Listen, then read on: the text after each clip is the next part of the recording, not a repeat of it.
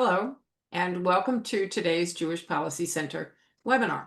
I am Shoshana Bryan, Senior Director of the JPC and your host. Today, again, we have a lot of you out there, which makes me very happy, but I think I know why. I think you're here because you're confused. I am also confused. So today we have brought back one of our favorite unconfusers, Professor Harold Rhode. When I invited all of you to join us today, the plan was to talk about the Hebron sheikhs who have proposed a Hebron emirate that would live in peace with Israel. We are still going to talk about that. But since then, the Druze of Syria have come under vicious attack by what appears to be elements of what I don't want to call the Syrian army, because the nature of the Syrian government still confuses me, but people who appear to be related to the ruling clique in Damascus. Israel has returned fire on behalf of the Druze in a big way, and it appears that there may be what they call a ceasefire. So context, people, we need context, and Harold Rhode is the man to produce the context. So let's go with a short JPC commercial today and turn it over to him. We were founded in 1985 as a nonprofit organization. You can find us on our website at jewishpolicycenter.org. There you can sign up for our Inside articles and our magazine In Focus Quarterly. The summer 2025 issue of In Focus is posted now on the website. It's what I consider the next in our continuing understanding that the threats Israel faces are the threats the United States faces, that their enemies are our enemies, and that U.S.-Israel coordination and cooperation serves us both. That's jewishpolicycenter.org. The JPC supports a strong American defense capability, U.S.-Israel security cooperation, and missile defense. Right now, our most important job, as it has been since 10/7, is to support the legitimacy and security of Israel against anyone who would deny them. And now more than ever, to support the government of Israel and the IDF in their support of the people and in bringing the perpetrators of October 7th to justice, bringing home all of the hostages, living and deceased, and ensuring that Hamas has neither the military nor the governing power in Gaza. Israel has changed the security situation in the region, in Lebanon, in Iran, in Syria, in Gaza, but we appear to be a long way from a situation in which calm, never mind peace, for Israel and its neighbors is a sure thing. Our guest today, Harold Rhode, is a distinguished senior fellow at the Gatestone Institute.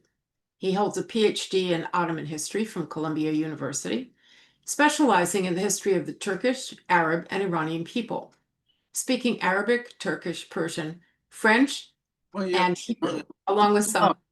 Stop that, Harold. He has studied and traveled extensively through the region, doing research in libraries in Egypt, Israel, Syria, Jordan, Iran, when that was possible, Afghanistan, when that was possible, Turkey, Uzbekistan, and Kazakhstan.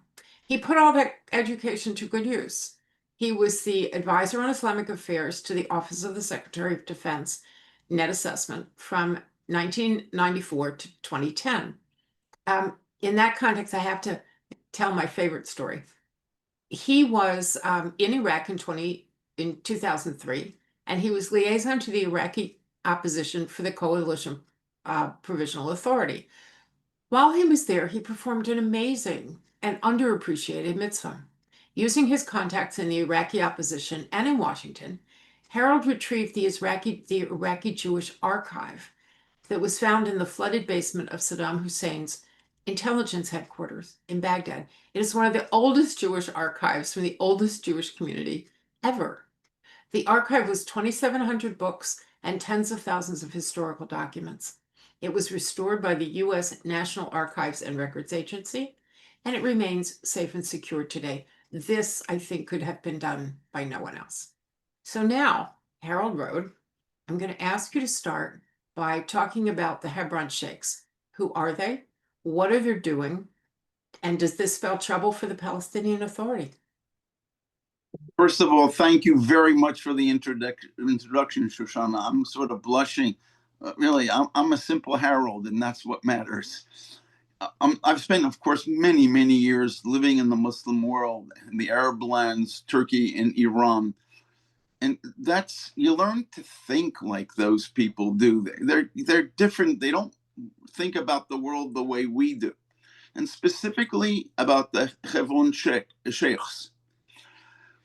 In the Middle East, the they you're not loyal to a land. You're loyal to your first family, second clan, third tribe, and there are all sorts of levels in between those two. You don't really, the idea of Palestinian, in Arabic, there's not even a P sound. They can't say Palestine. That's a Western imposed name for the British Mandate. The only people under the British Mandate who called themselves Palestinians were the Jews. Everybody else, I'm Muslim or Christian, or from this place or in that place. Now in Hebron, the sheikhs there, these people all throughout the Western, rather the Muslim part of let's call it the Judea, Samaria, West Bank, these people never wanted the imposition of Yasser Arafat. They see the PLO, they see the Palestinian Authority as foreigners. They're not them. They're not part of the same clans that run the different cities. Now, Hebron is one of the most interesting here because they first of all, they hate the outsiders. Who are the outsiders? The Palestinian Authority. The same is true of pretty much of everywhere else throughout, let's use the Arabic terms, the West Bank, with the exception of Ramallah, which is a hodgepodge of all sorts of things. And even more interesting, to prove that they have no loyalty to this Palestine thing, doesn't mean anything to them, is that whom do they marry? You don't choose who you marry. Your family chooses who you marry. And I don't care how Western you are and how whatever PhD or 16 times a PhD, your family chooses. And I could cite you chapter and verse of all sorts of things. Whom do they marry? People on the East Bank, because the trade patterns traditionally in Nablus were the area east of the Jordan River. And for Jenin, it was the area east of the Jordan River in Hebron in the north, and also in Nazareth. That's whom they marry. For Hebron, it's very interesting, some of which are from Amman, and it's further south, a place called Ma'an al-Karak in the East Bank. Their identities have nothing to do with land. They have to do with families. And to prove this, again, in Arabic, there is, and it almost rhymes. In English, it won't sound that way at all.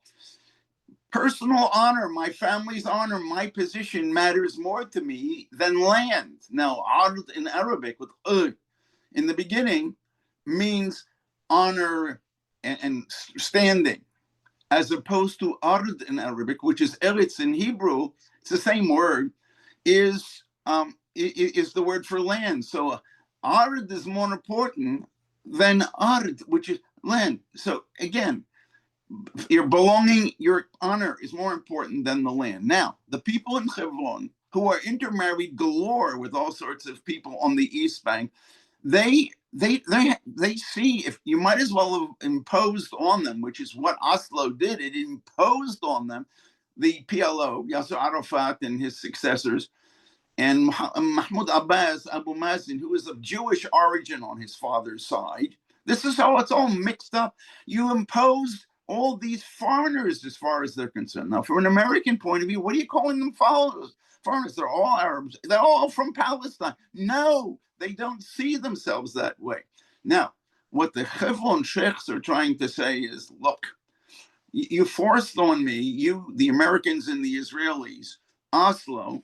I hate them. They hate me. All they do is steal our money and taxes, and they make our lives miserable. Well, right now, the Palestinian Authority, I want to say thank God, is very, very weak, especially in Hebron. And now the people in Hebron, they want to rule themselves. Code and Emirate Moti Kedar, Mordechai Kedar talks about this. He's absolutely right vis-a-vis the people in that area.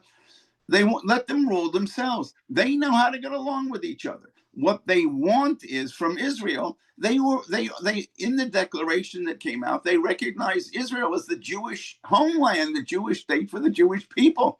They said, look, what we want is, we recognize, don't worry, all around us, we want to have an economic zone where you build up things, whatever, for employment for our people, and we will guarantee that nothing goes wrong. What does that mean? They can do things with to their people, the people who are under them, who belong to their clans. They can do things that a Westerner could never do, which is like, let's say they will keep them in line. Oh, we don't like that. Well, if you don't like it, you're showing your weakness. And when the Middle Easterners, when they see that if you won't enforce what you say, then I see you're weak. Now's my time to pounce on you, to strike. There is no such thing as you used. It was brilliant what you said in the beginning, Shoshana. The last words were calm versus peace. Peace for us means bygones be bygones. For them, there is no such things. The Shiites and the Sunnis, their argument is when their prophet, the Muslim prophet Muhammad, died in about 631, if he existed, and I mean that, then the question is, who inherits the mantle of Islam? The Meccan aristocracy, let's say, or the family of the prophet? The Shiites believe it's the family of the prophet. The Sunnis believe that it's, shall we say, I'm simplifying this very much so, on the Sunni side, the Meccan aristocracy. They are still fighting that war of who's right. And that's what the whole thing with Iran for them is all about. Iran's a Shiite-ruled country. And they're still fighting this. There is no way to put this behind you. And Israel should realize, in dealing with them, we're not, the best you can have is a ceasefire. And the proof, and I'll stop here, is that when Israel, after the 1948 War of Independence, when the Arabs did not succeed in destroying the fledgling Jewish state, they met in Rhodes under the I think, was it Ralph Bunche, if I'm correct, of the UN, and whatever accord they came to, the Arabs insisted that these were not borders; they were ceasefire lines, meaning that the time will come when we're stronger, and we will solve the problem. We don't want a Jewish state here. You have no right to be here. We do as Muslims. Muslims must rule any land that was ever conquered by Muslims. I'm only talking from a Muslim point of view. Now in Hebron, that's exactly the Hebron sheikh. That's what they would like to do. What is very important is to find out who the right people are to do this. I'm not competent. We do know people who are to figure this out.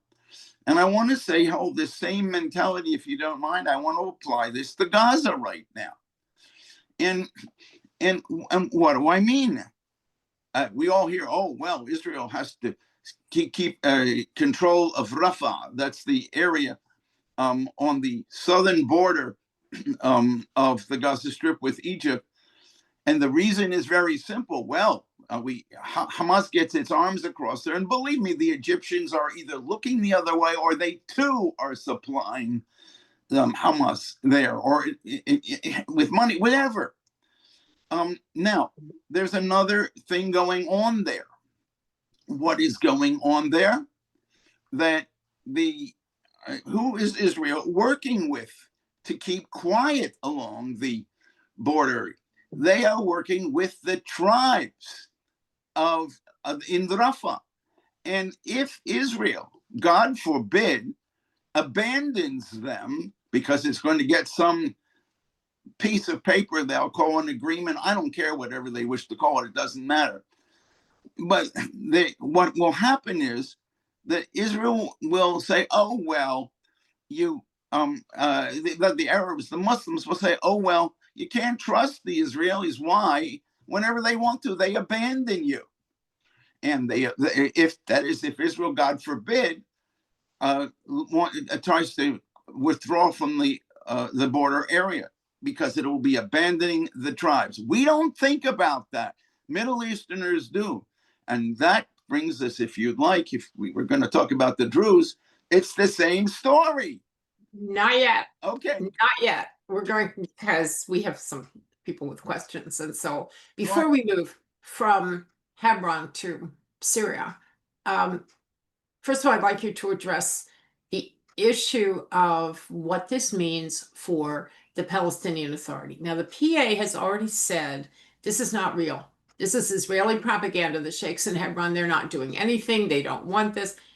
They're claiming that this is Israeli propaganda. Now, that has resonance in some places that are really, really wedded intellectually to either a two-state solution or a West Bank independent Palestinian state.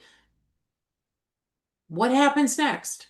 Are they going to try to crush the Hebron sheikhs? Are the sheikhs going to be able to remove themselves from under the Palestinian Authority? I know what they want. What can they do?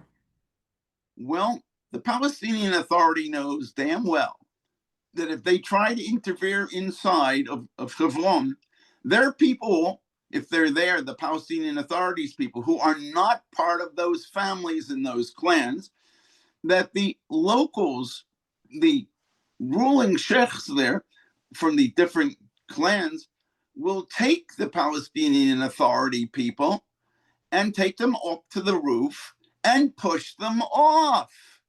Oh, Yeah, it's okay. simple. And that's why the Palestinian Authority is saying they can talk in the name of the sheikhs of Hebron. Never. They can't talk in the name of anybody except the people who love Oslo, who because they're outsiders. They are none of the Palestinian Authority people. That's a bit exaggerated. 98% of them are locals. It all works on clans. It all works on tribes. Tribes are not like nomads. It's simply an extremely large social group. That's how the Middle East works. Their land means nothing. It's the tribe that matters. Okay. On the question of tribes, Mm. someone sent in a question asking, is there opposition among Hebron families? Because tribes are composed of families. Is there opposition to this principle that we could have an emirate, we the Hebron people, and live next to Israel and make a deal with them? Is it possible that they could be undermined from their own people? All I can answer that I mean I am somewhat, but not totally intimately familiar with what goes on there. But the different tribes, clans, it's more clans in Hebron have worked out from min zaman, as they say in Arabic, mizman in Hebrew, from a long time ago. They know how to get along with each other. Do they love each other? No. When we think about the Arab area of Hebron versus the area where the Jews are, they don't. If you are from one clan, you will never ever walk into the neighborhood of another clan. You have no idea what it looks like because you won't be protected. Your clan protects you. This is how they understand the world. They're and are there people? Well, they if you use the way that they have worked out in Hebron to get along with each other, it will work. But you can't choose to work with one versus the other. Let them work it out, and you're there. God forbid if something goes wrong, you take care of in this case, the Israelis should take care of Israeli needs. But there is no way, and please, I've spent years, and you know me, Shoshana, when it comes to understanding the internal ways different of these societies work. I'm very good, but when I was in Iraq, you'll see, and I knew Iraq, I'm probably better than anybody in the American government on how Iraq worked. What I found out when I was there, that if you give me a test on it, that I would get a 10 out of 10 or 15 out of 100. That's why I'm saying I knew a lot, but and Americans never even cared about these things. And I say this because you have to rely on the locals whom you can work with. And the sheikhs there in Hebron hate with a passion these foreigners, the Palestinian Authority, which is why the Palestinian Authority is afraid, as I said, to go into Hebron at all. And because they're going to get killed, not by the Jews. Okay, speaking of the Jews, two people sent in the same question, basically. This doesn't sound terribly secure for Israel either. There was 1929, there was a pogrom in Hebron. So if you're Israel, do you always have to worry about where you put your foot? Because if you step in the wrong place, they might kill you as opposed to killing some Palestinian Authority guy. So how secure can a deal be between the families, the sheikhs, the whatever you want to call the clans, and the government of Israel? It's an excellent question. Here's the answer. I just mentioned before that if someone in Hebron goes into another clan's area, he's in danger. He can't be protected. It's the same thing with the Jews. You don't need to go into their areas if the security is being worked out by the whole clan structures. You're Brian. My family name is Rhode. Is that the Bryans are in charge of the Bryan area, the Rhodes, whatever, like that, and you're the head. Or you couldn't be. You're a woman. But Steve, your husband. We're not talking our terms. We're talking their terms. Steve, your husband, and he's the head of the Bryan, whatever thing. I'm ahead of the road thing. We work it out between each other. We don't want it to fall apart because if it does, well, all we're going to do is have a clan wars, and they're almost impossible because there's no such thing. Unfortunately, I wish our government here in Washington would understand that when shall I say President Trump, who I deeply, deeply support, and Witkoff, all I can say is they're trying to say in any negotiations, what happens is that you want to give the other side something to win. You want to win, but you must give them something because that's called goodwill. In the Middle East, there is no concept of goodwill. If Steve, your husband, gives me something as a freebie, the Rhodes, I am learning that he's only doing that because he's weak. And what my response is, I don't feel sorry for him. That's when I hit. And it's very important, this balance. And they in Hebron know how to do it. They know how to do it in Rafah. And they know how to do it in the Druze lands as well.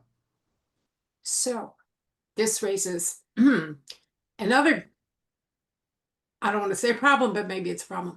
We in the West, I mean, this is all devolving into some conversation about who we are and what the region is, and maybe things that we don't understand about the other region. Um, we have, for example, a fundamental demand for certain kinds of human rights in foreign countries.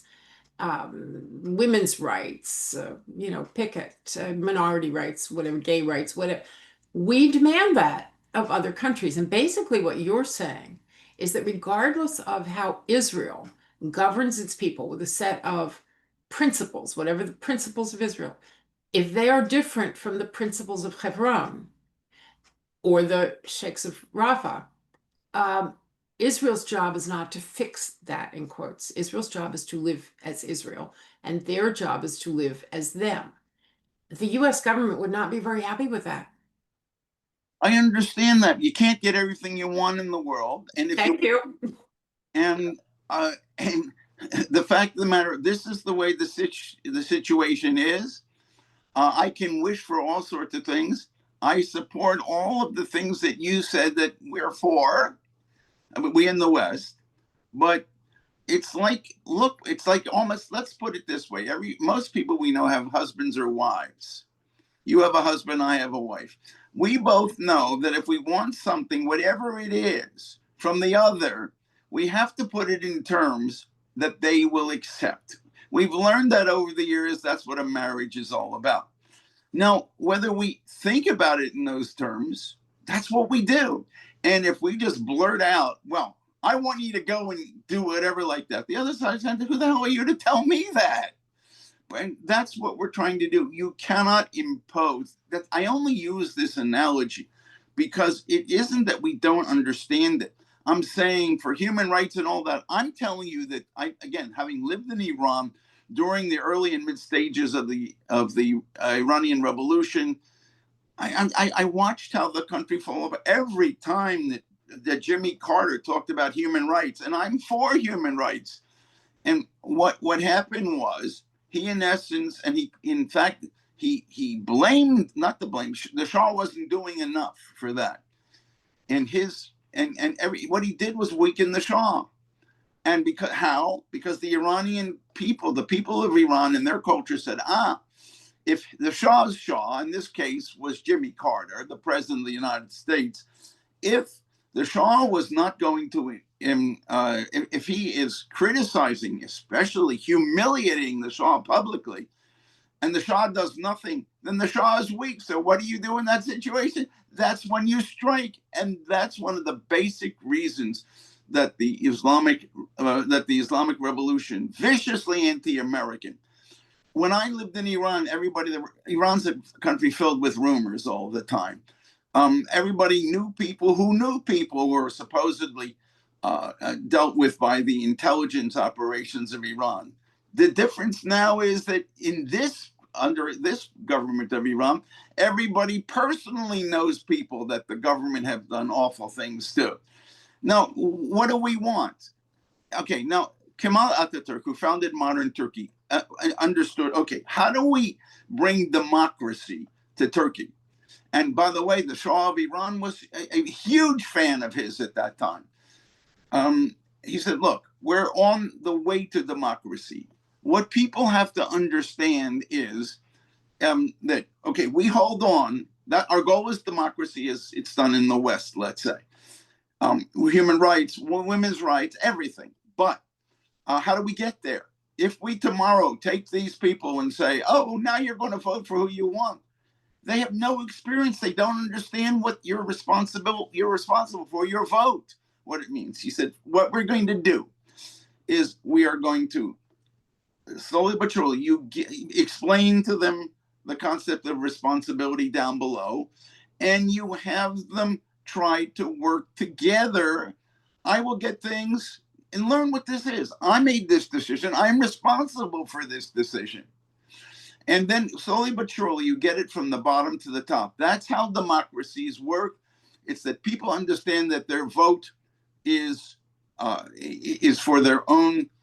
They're responsible for it. In the Middle East, there's nothing to it. It's all it's your family, it's your tribe and your clan. Even in Turkey and in Iran, families matter.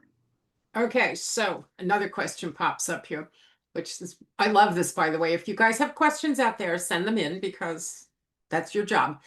Talk about responsibility, that's your responsibility. Send us questions. Okay, so here's someone asks, if not land, what can we give them individually?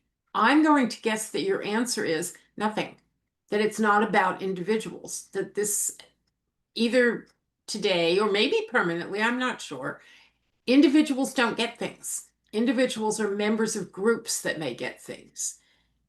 Yes. Is that what we're looking at? That's totally alien to the United States. I mean, we the people, right? The Constitution empowers us as individuals.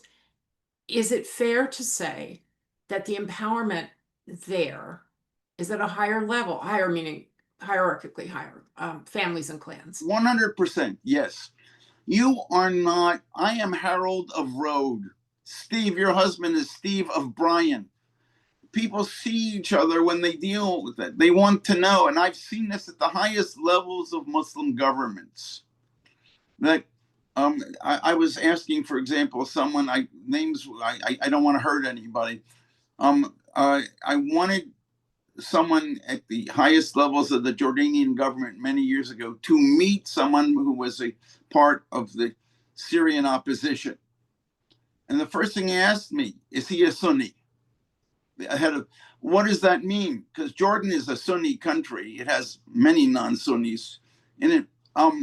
But in other words, the majority in Syria, the largest group, the ones that they could get along with the best, was Sunnis. They didn't even ask his name. They didn't ask even for a bio. Is he Sunni? Because that would be a way to make it more easy for Jordan to exist. I'm saying they think in terms of groups.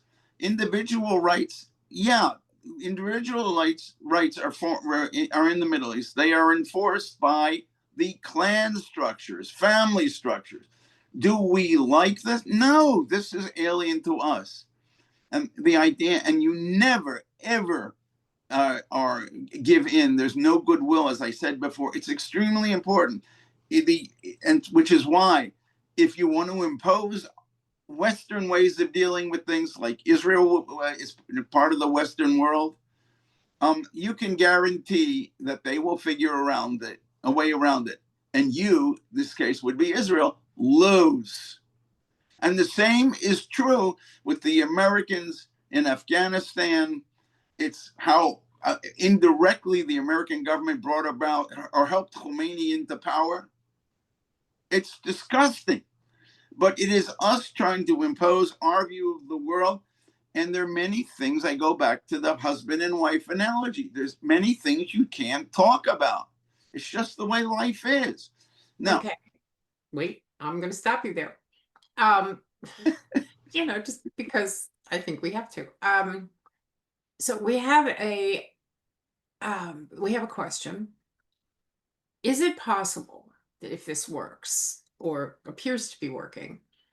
Oh, all right. Well, let's do the other thing first. So Ataturk was doing the long-term thing and thinking about long-term responsibilities and capabilities. Could one hold up Israel as an example of where that works? Because 20% of Israel's population is Arab. I could give you the percentages, the number of pharmacists and nurses and all those things that are Arab citizens of the state of Israel, some of whom serve in the military, many of whom serve in the social services. don't say Arab. Is it possible They're Christian. that living that way teaches you something? To a point, yes. Now, look, okay, let's take a situation that happened at Hadassah Hospital. They had some doctors, and many Arab doctors. I've been in Hadassah Hospital in Jerusalem, and Arab doctors treated me very, very well. And that's all. I thank them very much. But once they thought in the beginning, after October 7th, that Israel looked weak, they were looking to see which side won. But some of them came out and said the most vicious things about the Jews. On the other hand, some of them came out and did magnificent service to the state of Israel. Yeah. So again, not all of everybody is the same thing. I understand, but I'm saying is what they all have their finger in the air to figure where the wind is blowing. Once Israel showed that it was there, that it was going to survive and all that, of course, in the Middle East, you always must be with the winner. Otherwise, you may die.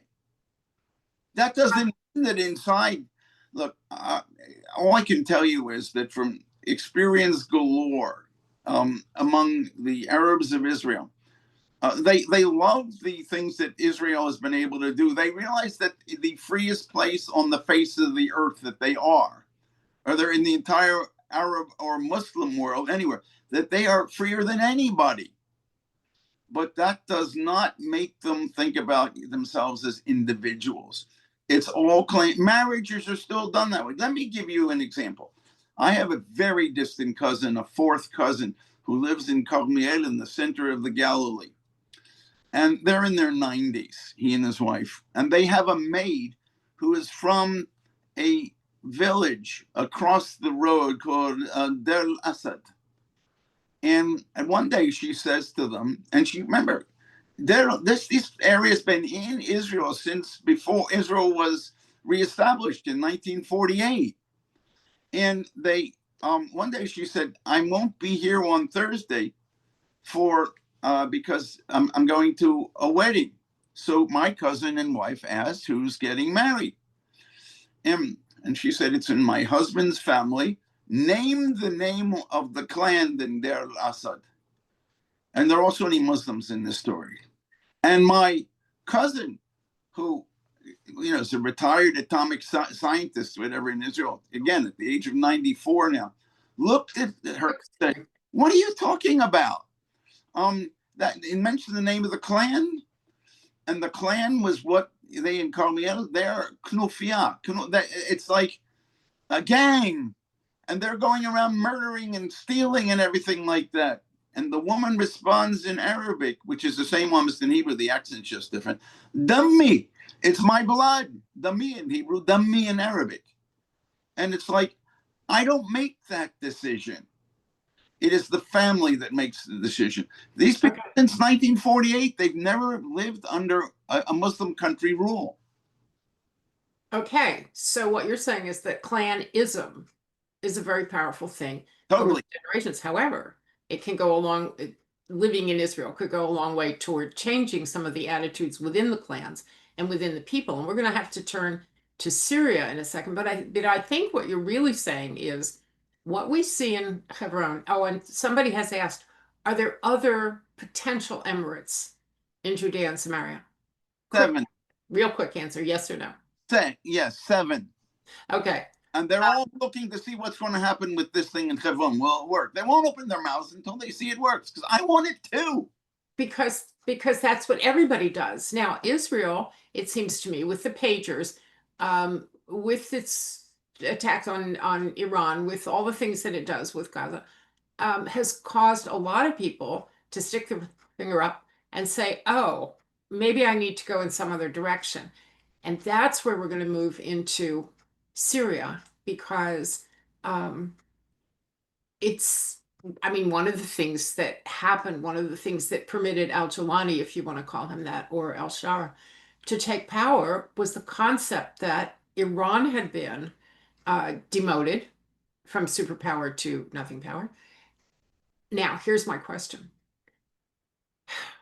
Did we make a mistake, we the West? And, Macron invited him and President Trump had him and the Israelis talked to him. Did we make a mistake by quickly assuming that he wanted what we had and would pay for it in currency that we wanted? And maybe that was not correct. Well, on one level, it was good because the majority group in Syria is Sunni, and the non-Sunnis have been ruling what is Syria, the land of Syria, if you wish, since 1969. And the people that Erdogan, Erdogan himself is an extreme fundamentalist, Islamic fundamentalist, and of Turkey. They funded, trained, fed, whatever, the forces of this, let's call them Al-Qaeda. All of these groups with different names we in the West are obsessed with, what do they stand for? And we look for their programs. That's garbage. They're just another form of radical fundamentalist Sunni Islam. These were all trained, whatever, like this. Once there was in Syria, or what we call Syria, that Assad was not able to take care to keep himself in power, or that he was weak. That's when they pounced, and instead we went from let's call it pro-Iranian, pro-Shiite, because the Assads who ruled are somewhat, I don't want to go into the details, it's just too long, they were allied with the Shiites against the Sunnis, and that Shiites or Iran. Once Assad was shown to be weakened, it was very good for pretty much everybody in the area. Once Hezbollah was also defeated, now was the time, from a Sunni point of view, to come down and take over Damascus. Now, if you just deal with these people as they are, they're also fanatic extremist Muslims. They're, shall we say, they're the Sunni type versus the ones that Assad and company were working with the fanatic Shiites of Iran. You want to produce one, and the West, everybody has problems with all sorts of radical Islam. The people who have the most problems are the people in the Gulf, that is the UAE, United Arab Emirates, Bahrain, and Saudi Arabia. They hate these fanatics. And Qatar, on the other hand, is with Turkey, because Qatar, I don't understand why the American leaders refuse to see Qatar for what it is. It is the center of the Muslim Brotherhood, which is fanatic, extremist Sunni Islam. So you want to trade one for the other? That's what, in essence. Now, Israel very smartly said beforehand, to the Turks that there is a line that you will not go below in Syria. It goes east to west. Now, what happened was, and then Israel created its own line for itself below Damascus. These people who are now terrorists with long beards in suits, now they're in suits and they got a trim beard. You will you can do your own up in your own area, in that area above Damascus, but you will not go below Damascus. That is under Israeli military, from the air, from whatever. That is an area that Israel considers militarily that it has to worry about. Now that includes the largest Druze population in the world. There's something called Jebel Druze. The Druze mountain has about 900,000 Druze, and the Druze, their center is Sueda. Now, watch this. Given how the Americans and everybody else have been bowing down to Jolani Shara, I use both names because it's all a game. It's all how to sell it to America.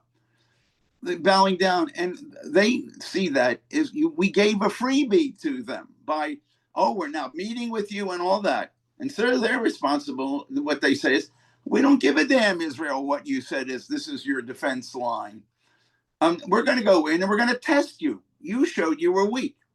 And what happened in the last 2 days or so is when they went in and they shaved off the mustaches. That's a very manly, important thing for the Druze. And they took the Jewish leaders, and what they did to them, it's like they don't just kill you, but they torture you beforehand. This is uncouth. This is terrible. It's the reality of the Middle East, whether we like it or not. That's what they do. And when so Giuliani and company tested the Israelis, the Israelis, excuse me, thought for a minute, well, we'll give them a warning. And we didn't, the Israelis said, they went in to, they didn't go in the beginning. And all these things were happening where the Druze were, all these videos the world was seeing. What it showed is that Israel was a paper tiger and wouldn't protect its ally, the Druze. And once it didn't work, that is, that the Israelis were being nice, they only bombed the defense ministry, and they bombed part of the, quote, presidential mansion in Damascus, just the door, so they get the message. This is so Western in its thinking. It's what in Israel they would call concepcia thinking. That is, the people who've been educated at the Kennedy School in the military and who have learned that, oh, no wars, it's not a good thing. Well, you know what? In other part of the world, they don't care about the Kennedy School's view of the world in Harvard. And Okay. And what happened was, then when Israel realized that all it was doing wasn't working, then it went in and it basically showed the Syrians, it gave them a real beating. That is the government in Damascus. It's not the government in Damascus. No one has a loyalty to Syria. They have a loyalty to their own groups. The Druze hate the Sunnis who have tried to kill them throughout history. There is a Holocaust in Druze history by the Sunnis. It's about, I think 11 or 1200s, and they never forget anything in the Middle East, where 1.6 million Druze were killed by the Sunnis. It's never forgotten. They don't have a concept of bygones be bygones. Nobody does in the Middle East.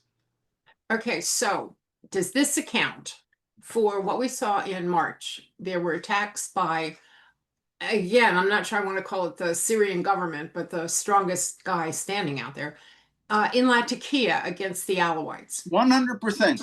And Israel said nothing, and the United States said nothing. Now, part of this, in my opinion, is just because the West doesn't care about people getting killed unless they can blame it on the Jews, but that's a different problem. But Israel continued to talk to al-Jawlani. The United States continued to talk to al-Jawlani during the period of time when his forces, or people aligned with his forces, were killing Alawites because no one cared. When it became the Druze, it became a different issue for Israel. And they could watch this one, but they couldn't watch that one. And is that what we're seeing? That Israel has said, okay, this is part of my obligation, but the Alawites were not. I have two answers addressing the Druze first.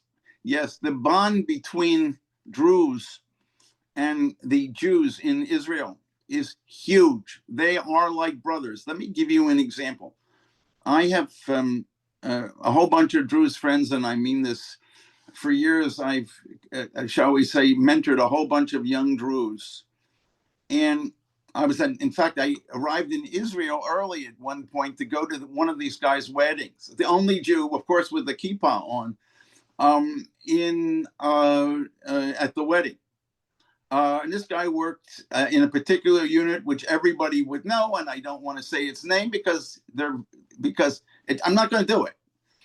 It was everybody knew it, but I don't want the guy's name to be known. That is all. And he would tell me, I'll never forget, he was on a bus. Again, Drew's native language is Arabic. You would never know from his Hebrew that he's not a Jew. And that's how Hebrew is his working as everything language. Anyway, so he's on a bus and he's talking in Arabic to friends, family, whatever it was. And you could see the people on the bus, the Jews were becoming noticeably uncomfortable. Well, he stopped his conversation and then said, of course, in perfect Israeli Hebrew, I'm a Druze, I'm not a Muslim. He didn't say Arab. And the whole bus, they're like us, they're our brothers. That's the attitude that Israel has towards them. And so they have a responsibility. In the Middle East, it's all peoples, it's not countries. And so if the Druze are under attack in Syria, then it is the moral responsibility. All Druze are responsible for each other. It's much more complicated than that, but in the simple language, that's the bottom line. So Israel is the protector of the Druze. And they are, as Netanyahu said earlier this morning, he said, these are our brothers, and we are responsible for their security as well. No. Okay, so here's the best comment of the day sent to us by a listener. Thank you, Jean. Lots of analysis, not enough solution. So if we're looking at the region and we're looking at Israel and our desire to see a strong and safe and secure Israel, how do we work this problem? So you've got clans in Gaza. It's easy. Oh, good. Go ahead. You see this? Okay. A fist. So would you say then when Israel started entered Gaza after 10/7, and the Biden administration said, no, you have to go delicate, you have to go,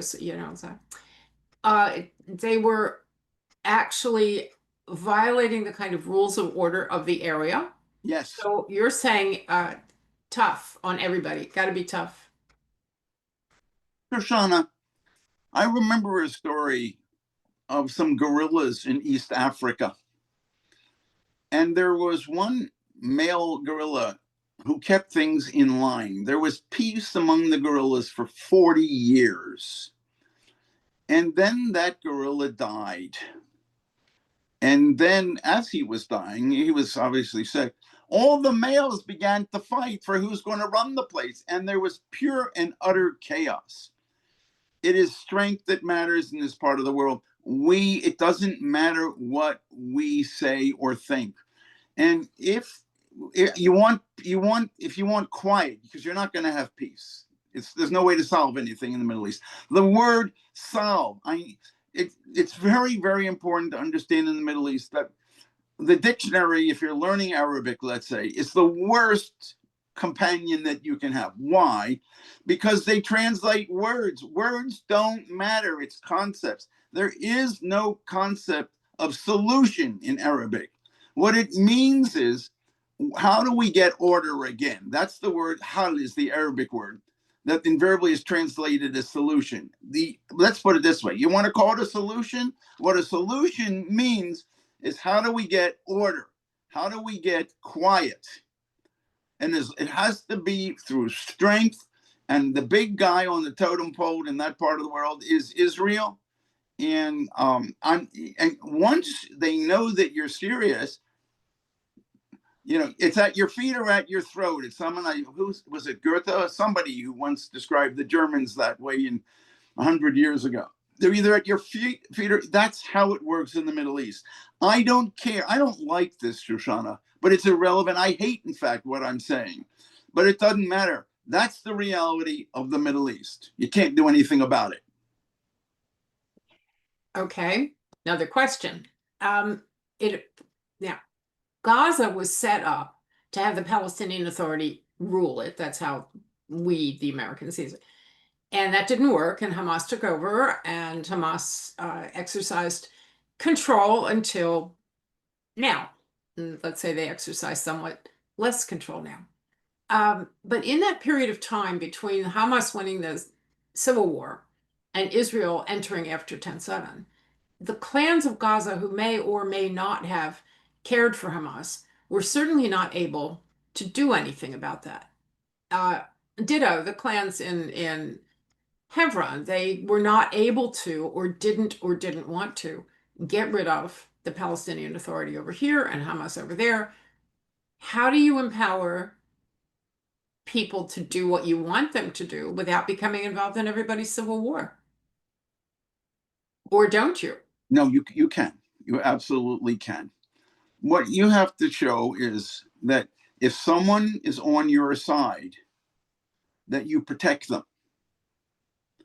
And you have to protect them against their enemies. Unfortunately, Israel has a history of abandoning people that have worked with it. I remember that when Israel, under Ehud Barak, when he was prime minister, fled southern Lebanon and left a lot of people there that it had worked with. What do you think happened to these people when it was the Hezbollah types came in? They slaughtered. Let me just remind the listeners, those were South Lebanon Christians with whom Israel had worked. They were Druze with whom Israel had worked. It was Shiites too. And there were Shiites, but these were all groups of people with whom Israel had worked. And yes, abandoned them. Yes, Israel pulled out in 2000, and those groups did not enjoy life very much after that. Okay, let's apply it to Gaza. When Israel decided to work with the clans, and maybe I'm wrong, but I think they really didn't understand much about the clan structure there at first. Israelis are great learners. It reminds me of what Churchill said. It's like America. America always does the right thing after trying every other option where they failed. Israel is in that situation. Israel tried to work with the clans. Anybody who they did, Israel didn't protect, so Hamas slaughtered them. And I just want to say one other thing you brought up, that Hamas eventually took over Gaza from the Palestinian Authority. Right. Two things. Number one, that can be traced directly to, if I remember correctly, we're getting old and it's so long ago, to the American Secretary of State, who she insisted at the time that Hamas be allowed to run in the elections. And the Israelis didn't want it because they said these people are going to be dangerous and we can't work with them. The Israelis, I think, foolishly decided they could work with the Palestinian Authority. And then she was on a treadmill at about 7 p.m. It was 2:00 at the time, the West Bank's area, when the elections and it came out, and Hamas had won, especially. And she looked at the person who informed her while she's on the treadmill, and said, "That's not the way it's supposed to be." And that is nothing more than the Americans who trying to impose their view of the world on others. Elections, as the great late Professor Bernard Lewis say, are the cherry on the icing of the cake. That comes only after people understand what inclusion is. Now, I want to say just one other thing. What happened? Once Hamas took over, I mentioned before this awful story, and it's the same. What happened was Hamas took the Palestinian Authority people who were in Gaza at the time of those elections, And they took them off, took them up to the roofs of the building and threw them off. Now, I'm not for throwing people off buildings, but I want to say that indirectly and, of course, unintentionally, the Americans made that happen. You can't impose our view of the world on others. The question is, what do others have and how to deal with them? You must use their way of doing things. And the solution, let's call it, which is quiet, calm, as you called it, must be done on their terms all over the place. And everybody will live the equivalent of happily ever after. But it's like that big gorilla that I mentioned. When he got sick and died, all hell broke loose. He is the one who held it together. And once they knew that you don't want to mess with the guy in charge, then it was quiet. It was calm. If that you call a solution, we can get to that. If, on the other hand, you don't like it, too bad. You're guaranteed, bye-bye, you're dead. Stop there. For two reasons, you have to stop there. First of all, because that's actually a fairly optimistic thought, that if you determine what is most important to you and you make it clear what you will protect, and then you do protect that, that will give you the kind of calm situation that, and that's a fairly optimistic thought, but Yes, slightly less optimistic. I think what we've come to here is an inability, so far at least, by Western minds to understand Middle Eastern minds. And by the way, probably African minds as well, because you have the same tribalism and a lot of those things that go on in Africa, and that's a whole different story for another day. So a listener has sent in a question. It says, what is the best book of analysis of the Arabs? He says, is it Bernard Lewis? Is it The Arab Mind? And since you just brought up Bernard, what can he teach us? What should we be reading to get a better fix on this? Is it Bernard Lewis? It's always Bernard Lewis. was just the best. And he was, as you know, Shoshana, he was basically like my father. And I say this because there is nobody like him. But Bernard wrote British English, and the British, we were so impressed with British English, and Bernard knew this was a problem, is that we don't sometimes understand what he is saying. Now, Bernard had all my job is, and he loved this, he said, is to try to interpret to Americans Bernard Lewis's British, what he meant, because Americans sometimes lose, let's say, in the translation here. Now, here's the article which most influenced me from Bernard Lewis.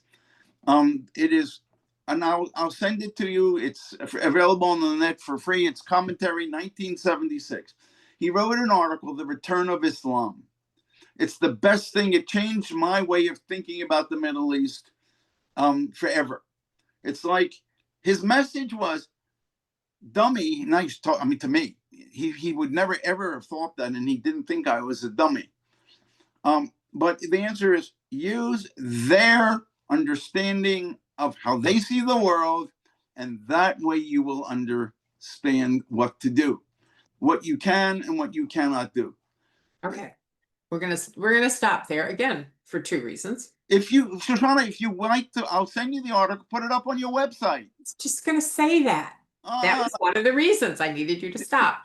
To the listeners, Harold's gonna send us the article. We will post it. It will probably come up in our In Context blog on the website. So you need to know that.